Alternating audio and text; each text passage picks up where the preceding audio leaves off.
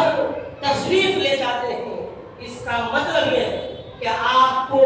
اپنے گھر کا ماحول ایسا بنانا ہے۔ اس کا مطلب یہ ہے کہ آپ کے خاندان کا، آپ کے پریوار کا، آپ جس گھر میں زندگی جی رہے ہیں اس گھر کا ماحول ایسا ہو، اس گھر کی تربیت ایسی ہو کہ باہر میں اگر آپ پہ کوئی خوف طاری ہو جائے، باہر میں اگر آپ پریشانی کے عالم میں مبتلا ہو جائے، تو اس سکون کو حاصل کرنے کے لیے آپ گھر تشریف لائے۔ رسول کائنات صلی اللہ علیہ وسلم نے جب جبریل امین پہلی وحی لے کر آئے، بخاری کے الفاظ ہیں، اللہ کے رسول صلی اللہ علیہ وسلم اپنے گھر آتے ہیں، ابا خدیجہ سے فرماتے ہیں انی اخاف علی نفسی، مجھے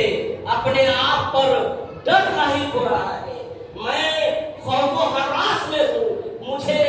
سکون کی، اطمینان کی ضرورت ہے۔ اما خدیجہ نے رسول کائنات صلی اللہ علیہ وسلم کو اس خوف کے عالم میں جو تاریخی جملہ کہا تھا، کلا